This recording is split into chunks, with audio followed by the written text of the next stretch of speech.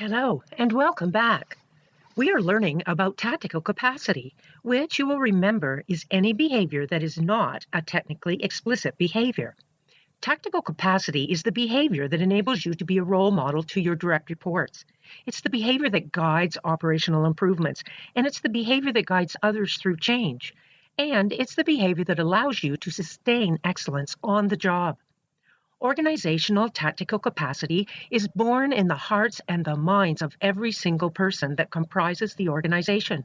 In essence, it is the combined energies of all individuals at any given time and in any given place. And so, in its simplest form, it is the interactive behavior driven by individual thoughts and feelings. And these behaviors can only be achieved by honing your skills that arise from the core principles that form the three domains of the positive presence behavior competencies of influential leadership: self-awareness, collaboration, and connection.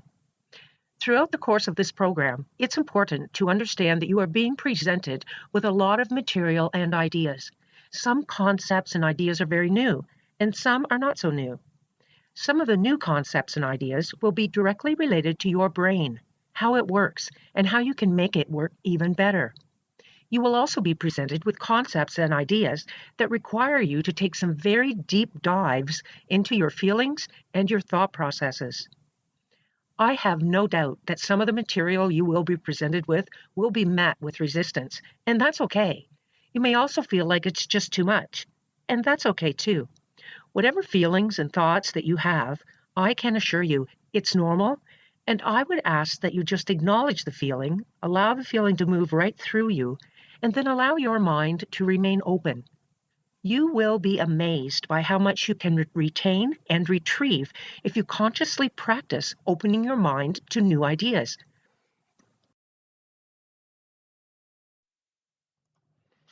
Today, we are learning the first principle of the positive presence behavior competencies of the connection domain of influential leadership. Dedicate yourself to continuous learning. Your success as a leader is inextricably linked to your ability to connect with people. You can connect with followers in a number of ways, but all approaches must be characterized by trust, meaning, and caring. Experiences or interactions that are more focused on tasks than on people are likely to be perceived negatively. Negative experiences accumulate and ultimately erode your connection and your leadership effectiveness.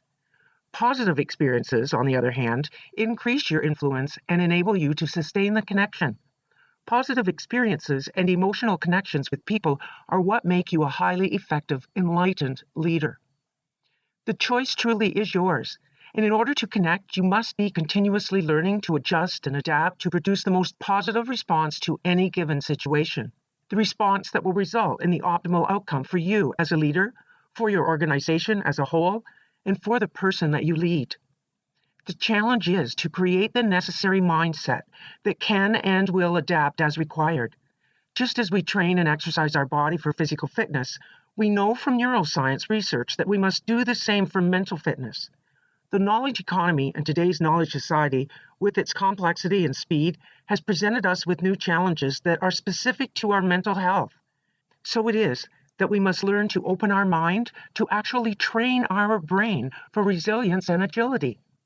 The skill of positive presence, your ability to adjust for and create a positive and energized mindset through conscious thought processes, requires a focused self-awareness for a new way of thinking and being. It is a way of thinking that focuses on improving the emotional energy flow within us and around us, at home, at work, and in our community. It is a purposeful way of thinking and behaving that brings us life and strengthens every human relationship. And in the same way we exercise for physical strength and wellness, we will take a few moments to listen to a mini-med to exercise for cognitive strength and train our brain. So please, close your eyes and take a deep, deep breath.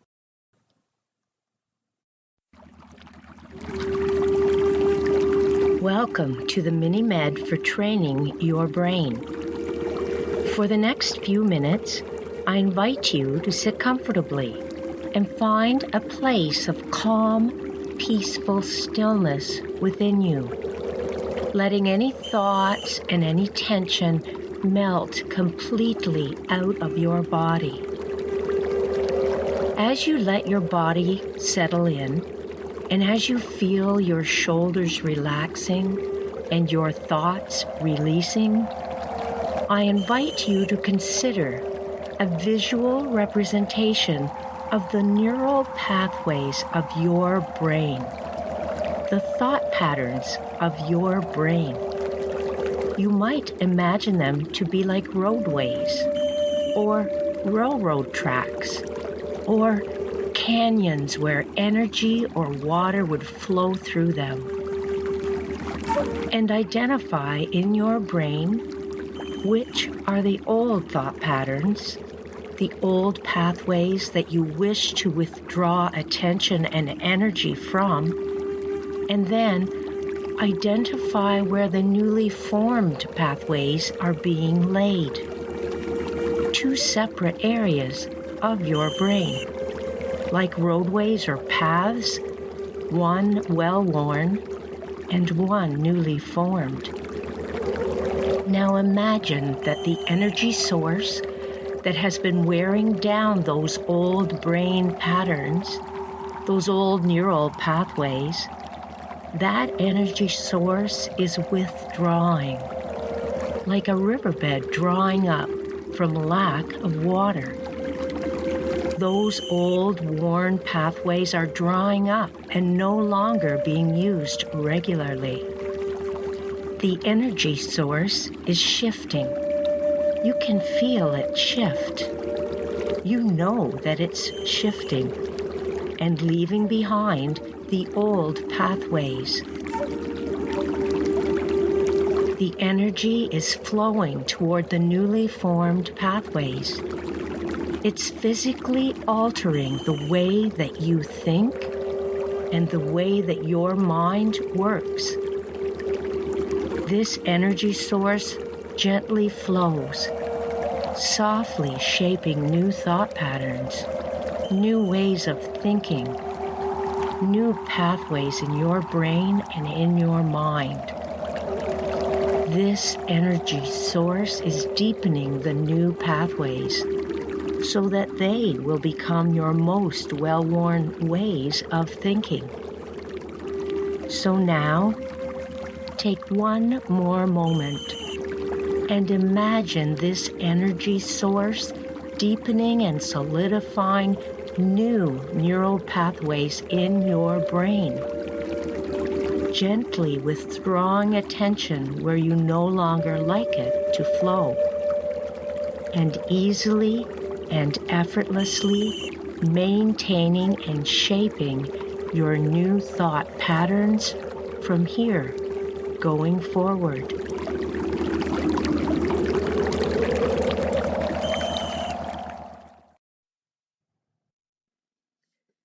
Come back to awareness. Notice your surroundings. What do you see? Is there anyone beside you? Across from you? What sounds do you hear? Undergoing a continuous learning process entails change. One cannot learn and still be the same person, team, or organization. There is a constant evolution in the way we think and act, brought about by new understanding, new knowledge, and new skills. One of the worst phrases that you or any other person can say is, "I already know that," because this can very well destroy any chances of continuous learning. And when there is no learning, there is no growth. This is a list of just some of the most commonly found impediments to learning. No mission to guide and motivate learning. Fear of failure. Information overload. Mistaking hearing for learning. The knowing-doing gap. Preferring entertainment to education. And resistance to change. Removing as many obstacles as possible to individual, team, and organizational learning is a promising way to begin to move organizations from the state of relative vulnerability with regard to continuous learning to one of resilience. Whenever you are training or communicating with others, You have information and ideas that you want them to understand and learn effectively and efficiently. Your team members are likely to demonstrate a wide range of learning preferences, and your challenge is to provide variety that helps them learn quickly and effectively. Your preferred teaching and communication methods may in fact be influenced by your own learning preferences. For example, if you prefer visual rather than verbal learning, you may in turn tend to provide a visual learning experience for your team members, even though that may not be their preference or the most effective style for your team to learn, grow, and improve performance. So the question is, are you being challenged to change? The problem in many situations is not that you don't know enough. Sometimes you don't, but that can be corrected easily enough through learning. The problem is that you think you know enough, and as a result, you waste a lot of time defending what you think you know rather than discovering and learning new things. This is the biggest obstacle an organization faces. You resist learning because you think you already know, and so you invest your time and energy defending your current opinion. If you are going to learn, you must be hungry and open to new and different ideas. As such, humility is a necessary ingredient for a learning mindset. You must be humble. For many, many people, parking their ego at the door is a huge, huge challenge. And know this, your ego will fight you every step of the way. So, how do you know if you're humble? What does it look like? What does it feel like? These are difficult questions. However, as you develop your own strategy for connecting with your people to influence a positive transformational culture change, you will undoubtedly find yourself humbled. You see, connecting with others to influence positive transformation requires you to be attentively focused on others, as well as emotionally sensitive of others. That being said, if you spend more of your time focused on task than focused on people, you will not touch the heart and soul of the people you lead, and you will not be able to motivate and inspire them amid today's chaos. Trust, compassion, stability, and hope are found by research to be the 4 legitimate needs of all employees. Sensitivity is an interwoven thread connecting all of these factors. Sensitivity is the common decency shared by human beings. Sensitivity is, however, a tricky behavior to master because it is necessary for all of your interactions with other people. It presents itself in major moral concerns and in minor decisions. At the end of the day, you must be sensitive to the necessity for positive emotional connection with every person you touch. Honing your skill of positive presence and acquiring the positive presence behavior competencies will ensure a humble journey to influential leadership. The path to learning is very diverse. There are any number of pathways to learning, and each and every one of you will have a unique path that is different from anyone else's. Theories and models abound, but at the heart of all the research is the understanding that there is no right or wrong approach. There is, however, just more effective styles and less effective styles for individuals, for content, and for the context in which the learning takes place. In business, using a learning style methodology can help provide a department and/or team with a common and consistent language within which individuals can state their needs. For leaders, trainers, and facilitators, it ensures that their sessions and learning interventions are reasonably balanced and likely to provide something for everyone.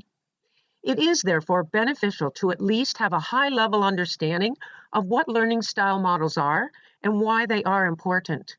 An awareness of learning styles not only helps you identify the ideal learning environment for you personally, it also ensures that as a leader, you recognize that every individual will have different learning preferences, and no matter which model you use, you need to ensure that you combine a mix of methods and preferences.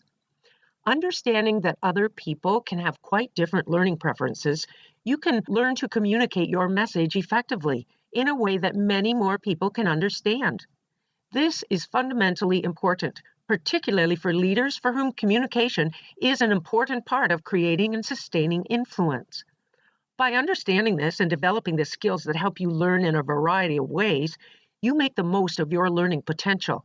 And because you're better able to learn and gather information, you'll communicate more effectively, make better decisions, and choose better courses of action.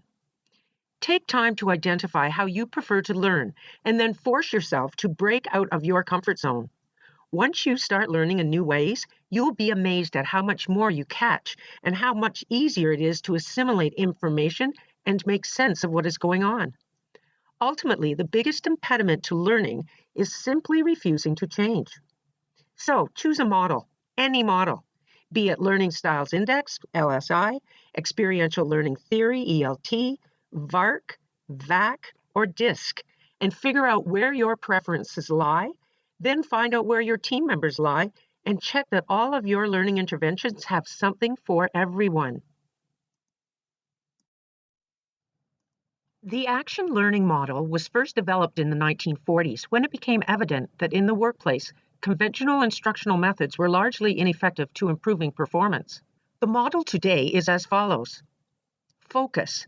We are living in the knowledge and information age. The problem is that while we have a large quantity of information, we are lacking in quality information that we can turn into active performance.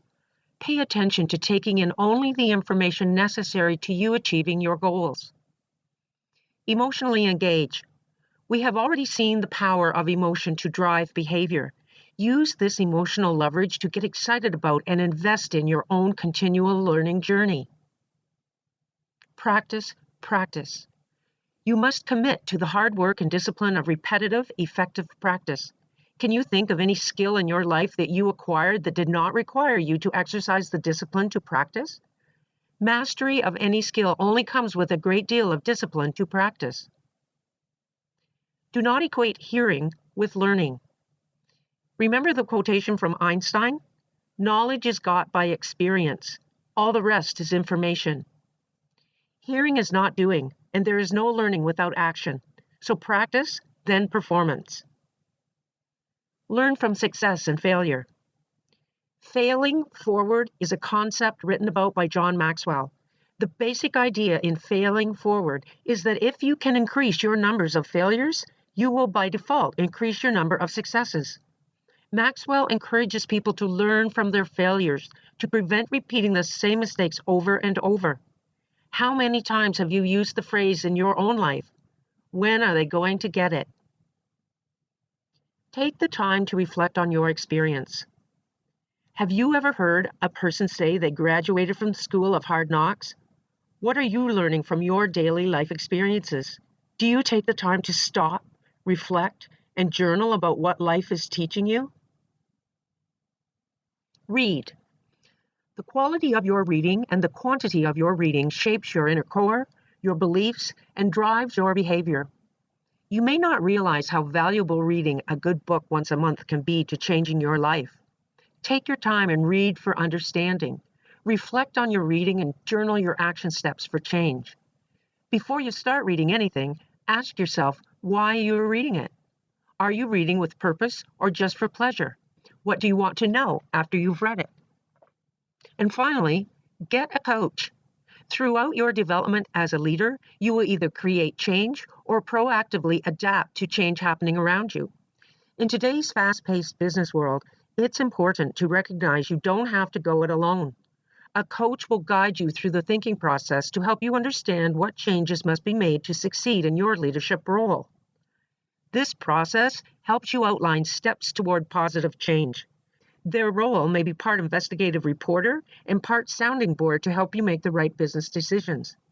The training is in place to ask thought-provoking questions and provide valuable feedback to your plan. Remember that every professional athlete has a coach, and they aspire to such greats as major contracts or the Olympics. Why should your journey as a leader be any different?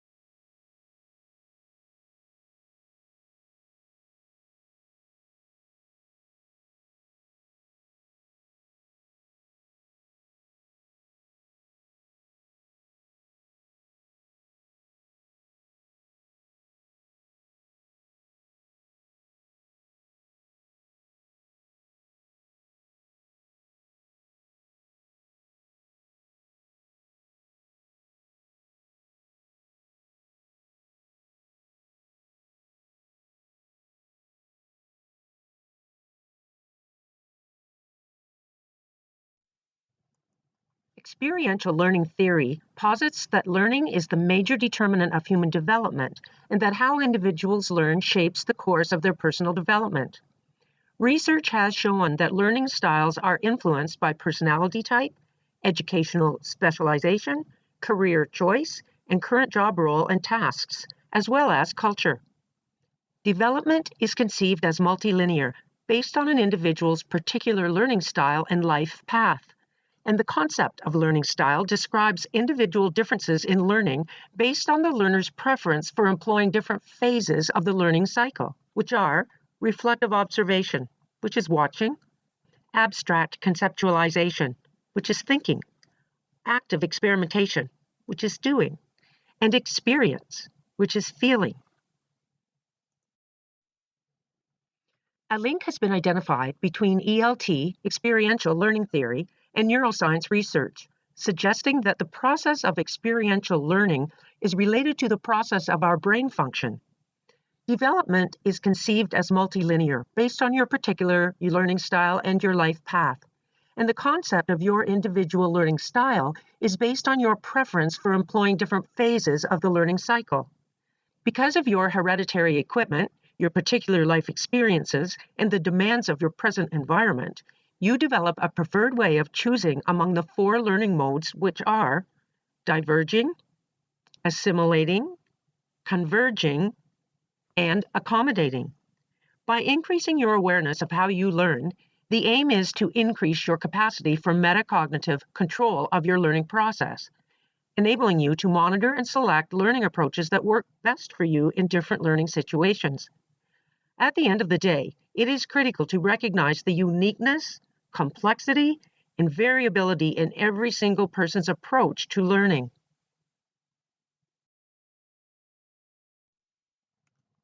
Individual learning styles depend on cognitive, emotional, and environmental factors, as well as one's prior experience. In other words, everyone differs in how they process information. One of the most accepted understandings of learning styles is that learning styles fall into 3 categories: visual learners, auditory learners, and kinesthetic learners. These learning styles are found within the VARK, V-A-R-K, model of student learning. VARK is an acronym that refers to the 4 types of learning styles: visual preference, auditory preference, reading-writing preference, and kinesthetic preference. The VARK model is also referred to as the VAK, V-A-K model, eliminating reading-writing as a category of preferential learning. Visual learners prefer the use of images, maps, and graphic organizers to assess and understand new information. As an auditory learner, you best understand new content through listening and speaking in situations such as lectures and group discussions. Kinesthetic learners best understand information through tactile representations of information. In other words, they are hands-on learners. Your behavior style preference that you identified in Session 5 provides context and impediments to your learning style. Behavioral style can be seen and described, whereas it is more difficult to assess people's learning styles. In fact, many people themselves are unaware of their own learning preferences. Unlike learning style, which is how you cognitively process information, behavior style is more easily understood and visible to others because it is a function of your common behavioral patterns and preferences.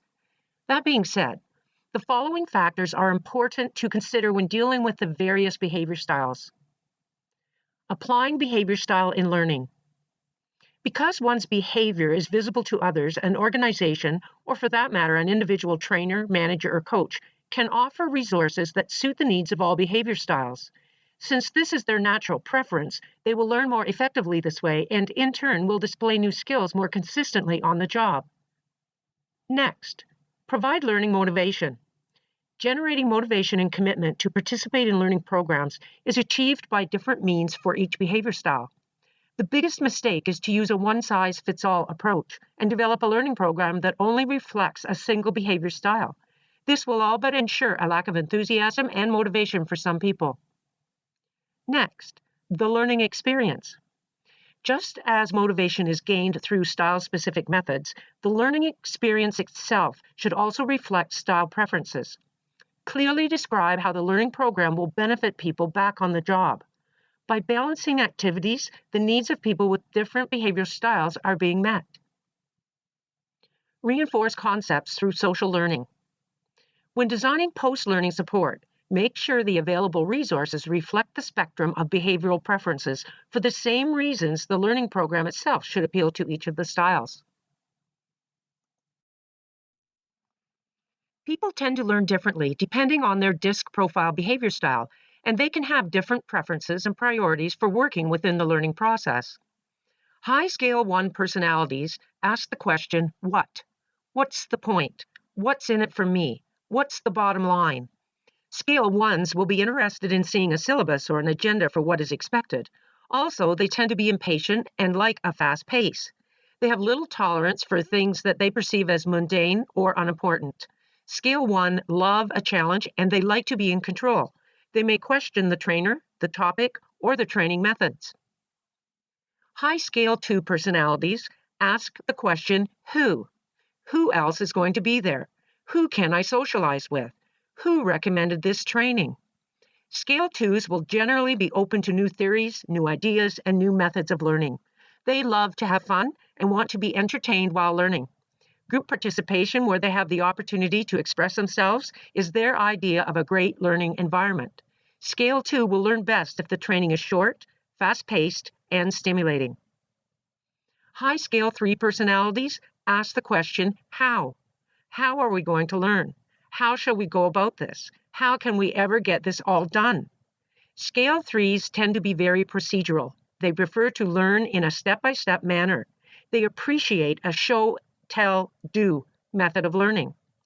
Scale 3s prefer to observe the training, then practice the learning over and over in the presence of a coach or a trainer. The actual doing of an activity gives them the opportunity to get comfortable with a new topic or procedure. They are receptive learners and the most patient of behavioral styles. High Scale 4 personalities ask the question, why? Why are we doing it this way? Why are we expected to learn this? Why are we using this training method? Scale 4s are very precise and analytical. They will appreciate having a plan and staying on schedule. Facts, data, and a logical approach will be very important to them. They will want to get it right the first time. Scale 4s have a need to be factual and correct, and they want to understand what is expected of them. Research suggests that it is becoming increasingly difficult to build new talents and skills, competencies and capabilities that are necessary to generate profitable growth, and there is a call for senior learning executives to rethink how they address the core challenge of growth. In an era of unforgiving competitors and increasingly demanding customers, clients, and patients, organizations are facing the challenge of identifying what is necessary to enable frontline employees, whether they are in sales, marketing, service, or another interconnected role, to perform at much higher levels. In today's knowledge-based organization, it is now being recognized that customer-facing professionals must be able to collaborate among themselves and with other members of the organization in order to make high-value decisions involving multiple decision-makers from various disciplines with a clear-eyed assessment of operational risks, organizational changes, and financial impact. This knowledge society phenomena is not something new for our complex public healthcare industry, since much of what is challenging knowledge-based organizations today has always existed to some extent in modern healthcare. Research continues to reveal that all knowledge-based organizations, healthcare included, increasingly depend on the skill of collaboration, which is not so much a skill as it is a culture of listening, questioning, interviewing, relating, writing, negotiating, analyzing, and managing time. A culture that is continuous and dynamic in its ability to learn and create value. Knowledge organizations today are increasingly identifying cross-functional dysfunction as a barrier to learning and growth. The growth imperative today is much different than that of the past because today growth is heavily dependent on an organization's ability to collaborate and learn. A good analogy is that the traditional model for growth operated something like you invent, you build, you sell. In today's world, we must embrace a new model. You go out and you listen. You collaborate and solve. And you craft. In this fast-changing world, a collaborative learning organization is needed to stay ahead of the pack. Collaborative learning can help corporations outperform during economic downturns by keeping open connections within the organization, among employees, and even to its external environment. Collaborative learning, at the very least, is important for continuous improvement and capability enhancement through interaction with different levels of employees, teams, and sharing knowledge with others. A knowledge-based economy relies primarily on the use of ideas rather than physical abilities, and on the application of technology rather than the transformation of raw materials or the exploitation of cheap labor.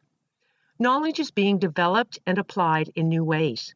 Product cycles are shorter and the need for innovation greater. Trade is expanding worldwide, increasing competitive demands on producers. Small and medium-sized enterprises in the service sector have become increasingly important players in terms of both economic growth and employment. Knowledge networks and sharing of information have expedited innovation and adaptation capacity. The global knowledge economy is transforming the demands of the labor market in economies throughout the world. It is also placing new demands on citizens who need more skills and knowledge to be able to function in their day-to-day lives. Today's world needs a new type of learning, a learning that emphasizes creating, applying, analyzing, and synthesizing knowledge and engaging in collaborative learning throughout the lifespan. In the knowledge-based organization, change is so rapid that skills depreciate much more rapidly than they once did. To compete effectively in this constantly changing environment, workers need to be able to upgrade their skills and acquire new skills on a continuous basis. Learning is becoming more collaborative and necessary for creating social capital. Functioning in socially diverse groups is an important competency. Being able to interact effectively with other people from different backgrounds. Recognizing the social embeddedness of individuals and being able to relate well to others, cooperate and manage and resolve conflict, as well as cope with risk and change. Effective leadership must be supportive and shared. It must reflect shared values and vision. It must promote collaborative learning within the organization and incentives to use that learning to improve performance, create supportive conditions, and provide opportunities for peer review and feedback. Henry Ford, so many years ago, said, "Anyone who stops learning is old, whether at 80 or 20. The greatest thing in life is to keep your mind young." Today, it's not an option. Continuous learning is a must. In today's world of organizations comprised primarily of knowledge workers, there is a real desire for authentic leadership. Being an authentic leader means we must understand how we relate to others and then learn to adjust our behavior accordingly to deal with others in a positive manner. Authentic leadership also means we must understand what upsets us and then work to improve our self-control. Most importantly, we must understand that we may not be objective when we think about ourselves. How others actually see us can be quite different from what we think they see. Leadership talent is fast becoming a premium commodity on a global scale. This trend is driven in part by North American and European demographic shifts, where the executive age population nears retirement. Meanwhile, in India and China, the market for executive leadership is growing faster than their business schools can graduate suitable candidates. In addition, the current global economic conditions place huge restraints on companies, both in terms of financial investment in leadership development and in terms of the time investment necessary to personally mentor the next generation of leaders. Self-coaching is taking control of our own actions through targeted, conscious planning and thought to create the results we want. It is a process-based, steady progression focusing on our goals and our individual situation to create an environment of learning about ourselves. Self-coaching is a self-directed process drawing upon the tools and concepts from executive coaching, social psychology, neuroscience, and other disciplines. It can be of use whether we are currently working with a coach, have worked with a coach in the past, or if we may never have the opportunity to work directly with a coach. Effective self-coaching is the key to meaningful growth and development. The latest research in the neurosciences is proving that anyone can acquire first-rate skills simply through deliberate, intense practice and training using our innate cognitive capacity for constructing visual and emotional maps aimed at purposefully creating our chosen zone of excellence. Dr. Joseph J. Luciani has brought the idea of self-coaching to a whole new level with his book, The Power of Self-Coaching, The 5 Essential Steps to Creating the Life You Want. As a psychologist, Dr. Luciani encourages us not to subscribe to panic, anxiety, and depression as a mental illness, but instead to understand them as habits to be dealt with and broken. According to Dr. Luciani, happiness is our natural state, and chronic unhappiness is nothing more than a bad habit waiting to be broken. He breaks self-coaching down to 5 essential steps. First, we need to chart our thinking weaknesses, those automatic thoughts that hammer us with doubts, fears, and worries, creating guilt trips, doubting, name-calling, not caring, hostility, lying, manipulating, and doom and gloom thinking. Second, we must deal only with the facts. Don't get caught up in the what-ifs. Third, stop listening to the noise. Don't listen to the insecure and negative thoughts that sometimes nag at us. Fourth, let go. Just let it go. Turn away from the negative line of thinking. Let those thoughts move right through you. And finally, motivate yourself. We live in a world of constant chaos and change. We can choose to embrace it or to become victim to it.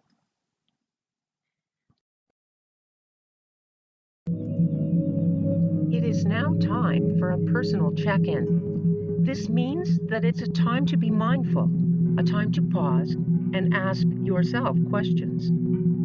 For the remaining sessions of the Positive Presence Behavior Competencies of Influential Leadership, we will be accompanying your personal check-ins with brainwave music. You will remember that brainwave music has been proven to move a person into a more positive mental and emotional attitude.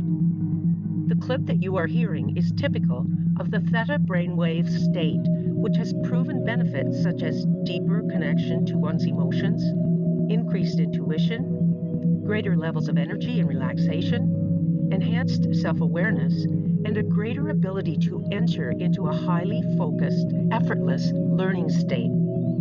So please, close your eyes and take a deep, deep breath. And repeat with me, either silently or aloud. What sort of feelings have I had since my last check-in? And count. 1, 2, 3, 4, 5, 6, 7.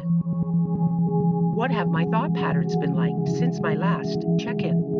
And count. 1, 2, 3, 4, 5, 6, and 7. What have my behavior patterns been like since my last check-in? And count. 1, 2, 3, 4, 5, 6, and 7. And open your eyes. A personal check-in is also a good opportunity for you to do a physical body scan. You've been sitting for a while now, and you will need to stretch your muscles. So either sitting or standing, make a conscious effort to bring your body to a state of relaxed anticipation. Beginning at the top of your head, as you slowly breathe in and then out, I want you to first consciously acknowledge your scalp, and then focus on relaxing your scalp. Next, consciously acknowledge your face, and then focus on relaxing your face. Now, your arms and your hands. Gently shake them out. Now your chest, your abdomen, your hips, your legs, and your feet. Wiggle your toes and stretch it out. And count. 1, 2, 3, 4, 5, 6, 7, 8, 9, 10. Now, if you're standing, please take a seat. And again, please close your eyes. This time, I would ask you to repeat after me either silently or aloud. Please allow my mind to be open and accepting of all information coming to me, that I may think upon it in the days to come. And now open your eyes.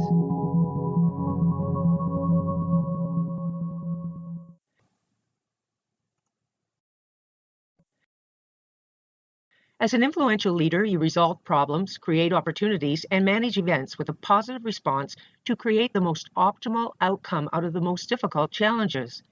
Adversity is an inevitable part of life. No one wants it, but everyone experiences it. Worry is one of the self-limiting thought habits that arises during times of adversity. In fact, I'm sure that every single one of you have experienced thoughts of worry at some point in your life. Science has actually proven, however, that when thoughts of worry become habitual, for some people even chronic, it is likely to result in impaired mental, physical, and emotional health. So, remember the mantra, it is what it is. Now what? This mantra is one way of acknowledging your worry. Then set it aside until such time that you are ready to create a positive response to it for the most optimal outcome. When worry is removed, not only do you protect yourself from potential harm to your personal health, your higher level brain function can engage, and you will be amazed by how much you can retain and retrieve.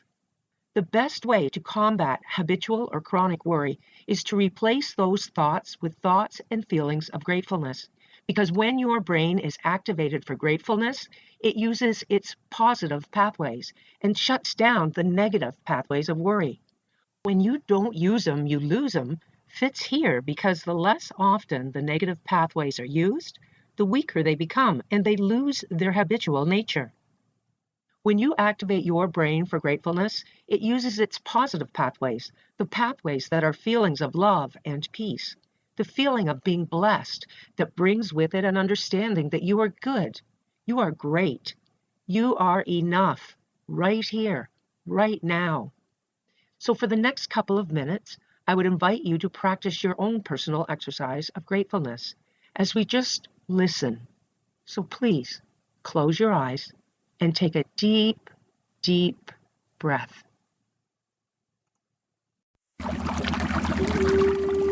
Welcome to the Mini-Med for Gratefulness.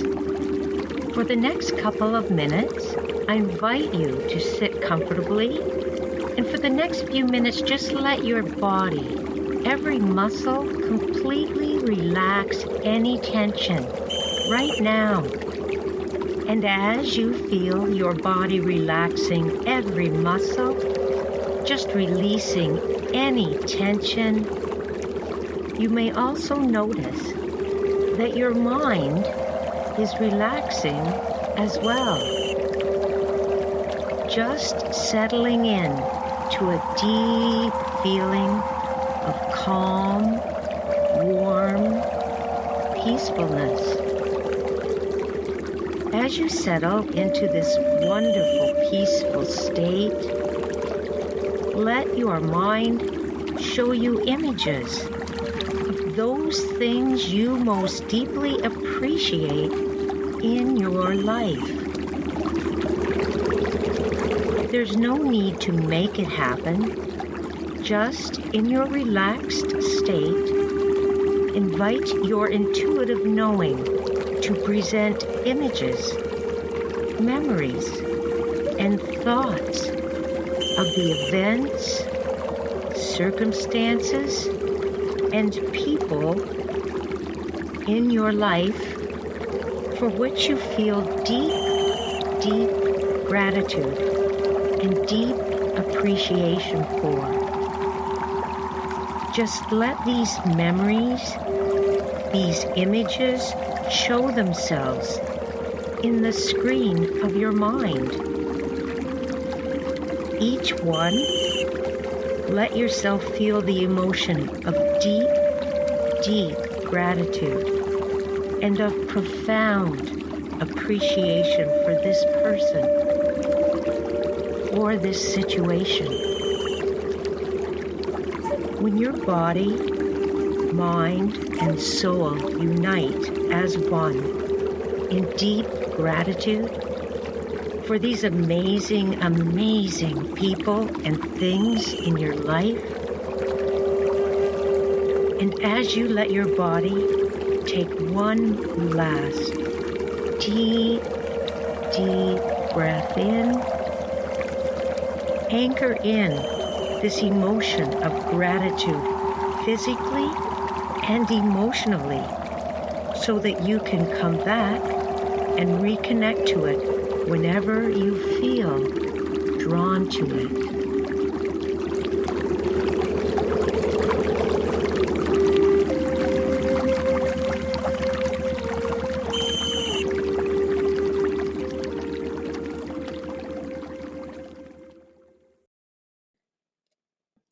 Come back to awareness.